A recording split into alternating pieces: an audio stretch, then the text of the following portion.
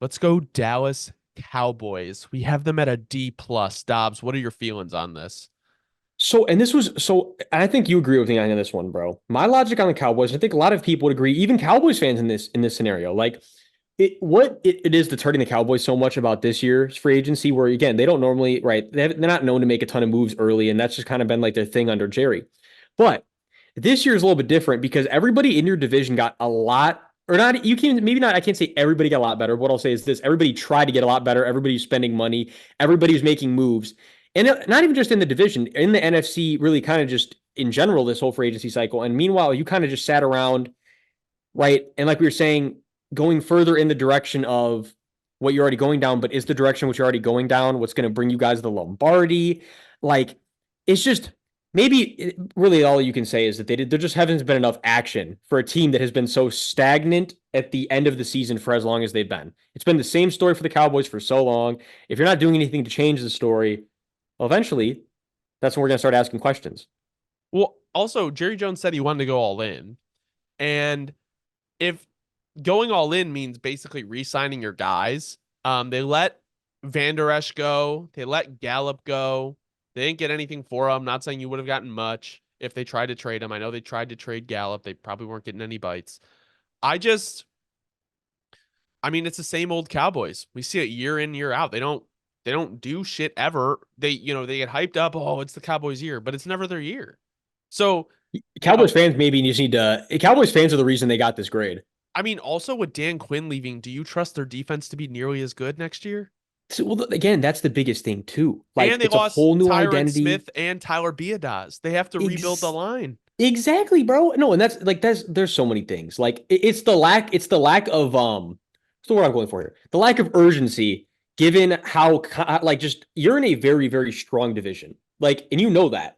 I just the lack of just going in the season that all in this is it's a lie. Jerry Jones capped to the fan base. Like, All right. D plus for the Cowboys. Just a interesting off season for them, especially because the Dak extension is coming up again. ooh, Let's go to the New York Giants, who we gave a C plus to. I like the Drew Lock signing a lot. I think, with the way Dable plays, I think Drew Lock is a good backup for Daniel Jones. And a report came out that John Schneider basically said what sold Daniel Jones or what sold Drew Lock is the fact that he would get to compete for a starter. But then another report came out saying that Drew Lock knew that he wouldn't be the starter. I am buying more of the fact that he left for a competition, not just to be the backup. And I don't think this takes them out of the running for JJ at 6 if he's there. But I do think the Vikings are going to be trading up. I think that's why they made those trades, and we'll talk about that later. But I like the addition of John Runnan a lot. I don't mind Isaiah McKenzie. I'm not a fan of Devin Singletary at all. He really didn't do anything until he was in that Texan system. And with Brian Burns, objectively, I don't have an issue with Brian Burns. I don't think he's a tier one edge, and they paid him like a tier one edge. And you're gonna have money tied up in Thibodeau. You have money tied up in Dexter Lawrence. And I mean, the issue with this team has been the offense. So if you go quarterback at 6, who is your quarterback throwing to? He's objectively behind a better O line. But it's like, I don't really understand the Giants front office, basically. well, yeah, also because to the point you were making about Brandon Burns not necessarily being that one, like that tier one edge, he's more of a tier two edge guy. I'll say this. I think he could perform to tier one standards on this D line with how bolstered it's going to be. But that's like we're saying. Like, you can't just have the D line producing and have nothing else stacked up. The Giants are in one of the weirdest teams in the league now. They're kind of like the NFC version of the Raiders now. Are they just the shaking Interesting. hands meme? They might be the shaking hands meme. I think they Because might be if the shaking hands meme. And what I wanted to say too about this, bro, and then we'll move on from the Giants is what I think I want Giants fans to consider. This is where it gets a little bit even crazier. Like you were saying, like I'm also with you 1,000%. Like I think the Giants still very likely could go QB at 6. And here's the thing: what if they're looking at it in terms of like, look, bro, like we know it's like this is Daniel Jones' last shot, right? It's like, what if Daniel Yeah. Jones out the building? I want Drew Lock in this building after he's gone. Like, hold on a minute. Daniel Jones might be out quicker than even people think at this point. Like, you know what I mean here? Like, It's going to because be one of those things where if Daniel Jones doesn't perform, the fans are going to ask for Drew Lock. And not that even Drew Lock is that good. It's just like, how much different are they as quarterbacks? I mean, Daniel Jones, better, I guess, but I don't know. but you could say still, even at this point of their career, like Drew Lock, the ceiling you could get out of him, arguably still higher. Like, it's going to be really interesting to see how it goes. I like his arm better. Not accuracy wise, but Oh, for um, sure in terms of velocity, though. Giants, we have C plus. Moving on to the Philadelphia Eagles, who we have an A. Dobbs, give me your thoughts on this, especially the Saquon Barkley deal. It's just, bro, there's no two ways around it, right? Like Howie Roseman just doesn't fuck around. Like, shouts to Howie Roseman, man.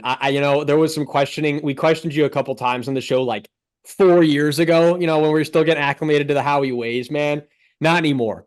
I get it. I get the Howie ways. I see how it has to go in Philadelphia.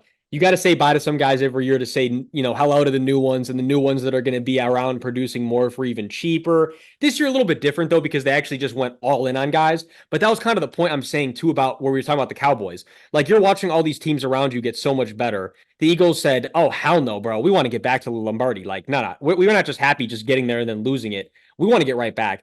I mean, so many moves I could talk about. I won't get into all of them. But, like, bringing CJ Gardner-Johnson back, like, huge W. Devin White, huge W. Julian Aquara on a team-friendly deal. I love it. Huge W. Zach Bond, W. Bryce Huff, W. Brandon Graham, W. Like, bro, Landon Dickerson. Are you shitting? Like, bro, I didn't even get to Saquon yet. Like, it's like the Eagles and Kenny Pickett's the backup. Like, I don't mind this shit at all, bro. Like, Howie Roseman said, fuck this. I'm not playing around with anybody. No, I mean, I think even the Kenny Pickett trade was a good trade. I mean, they got a high quality backup for nothing. And like you, I don't know, depending on how you feel about Kenny Pickett, I think if he were to come into that offense, he's working with a lot better situation than what he had in Pittsburgh. And he's still a very young QB. Like QB factory is back in Philadelphia. And Devontae Parker, even as a wide receiver 3 or 4, I don't think is a bad thing. Bryce Huff is a great addition, and I really like the CJ Gardner-Johnson signing. All right, so we had an A for the Eagles. Moving into our last team of the NFC East, we have the Washington Commanders, who we have as a C plus. So new GM, new head coach, and I understand they're probably trying to raise the floor of the situation that the rookie is walking into.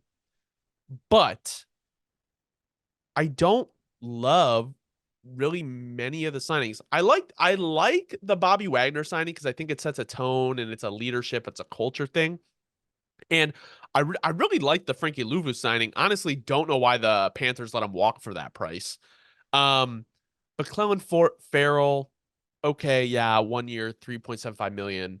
Dorrance Armstrong, I don't really like. Biadasz, I get it, but you cut Nick Gates. Not to say that Nick Gates is better, but you have a lot of cap space. Why would you not just kind of figure that out? I don't know what the reason for cutting him was.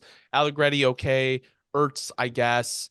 Eckler on a cheap deal works. It's just none of the signings are kind of just like, oh man, this was great. It was like they just spent a bunch of money on a ton of mid players.